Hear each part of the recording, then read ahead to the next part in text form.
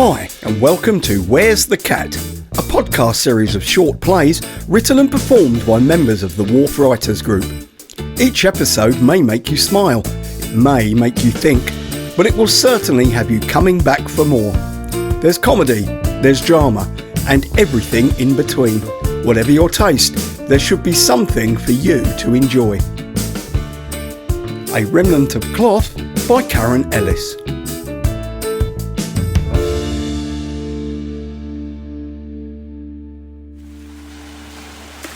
Well done, men. I'm proud of every single one of you. You had the chance to stay back in Halifax, but not one of you did. You all volunteered to come and finish this godforsaken job. That will always be a testament to your character and honour. We also want to thank you for what you've done, and much obliged, Father Hind, for your kind words. How on earth did it come to this?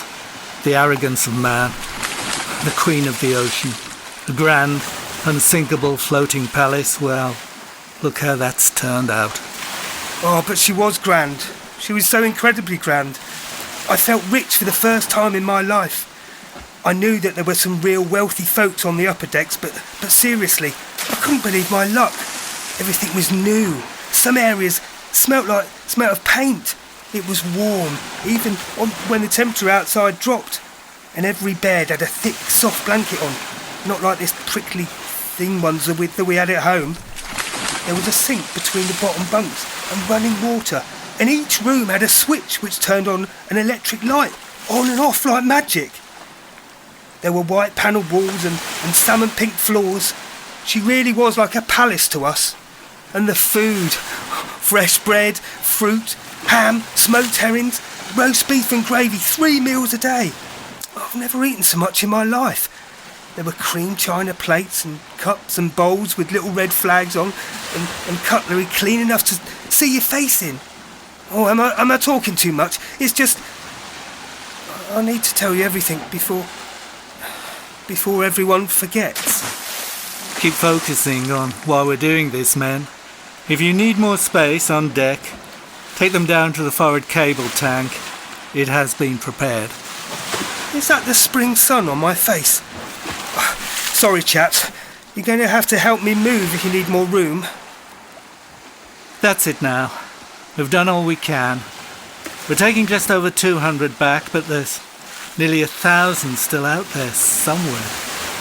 God rest their souls. Keep their items safe. Here, take this pocket watch. Well, would you look at that? 2:20 exactly.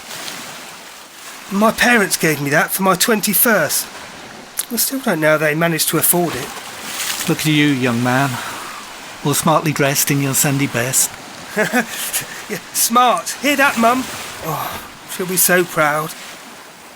What were you planning, lad? What adventures were you going on?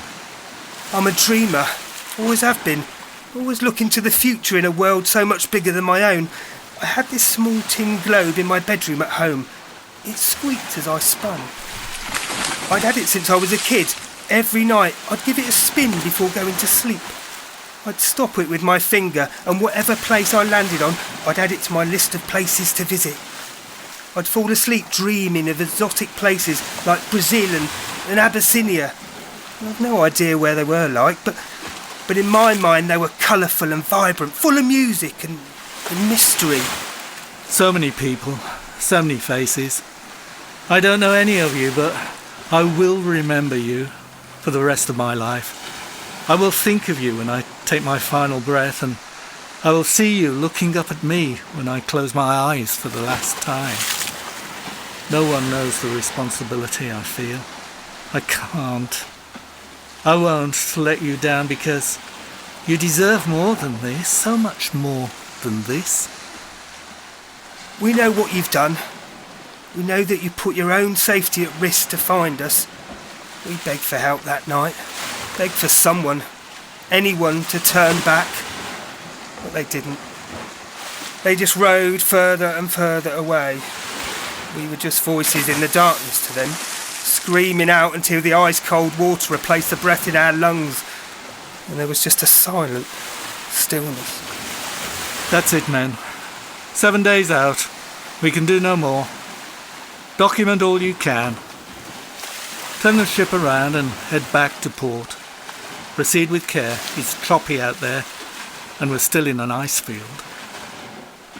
Just one more thing. Have any of you seen my wife? She's a pretty girl, my little Nell. We've not been married long, but she shares all my dreams. She's so brave to trust me to take her away from everything she knows, to start a life in a new country. And yet she's never once questioned me. She just accepts it all. She's always saying, what's the point of standing still? Because, well, that never gets you anywhere. We've got lodgings books, but as soon as I can earn enough, we'll get our own land. You can buy tens of acres over there. Oh, can you imagine? What's that in your hand, lad? A piece of fabric? Well, is it blue? Is it dark blue? Oh, I was holding her so tightly. Even as she drifted away, I managed to catch hold of her skirt. I tried to keep her next to me. I really tried. Please make sure everyone knows. I really tried. Oh, my dear boy, who are you holding on to? Who meant so much to you that you fought to keep them this close?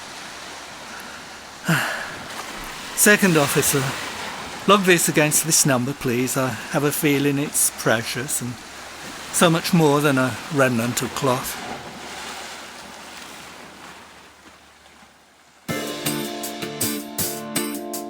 You have been listening to A Remnant of Cloth by Karen Ellis. Captain Lardner was played by Rob Blower. Young Man was played by Tim Coomer.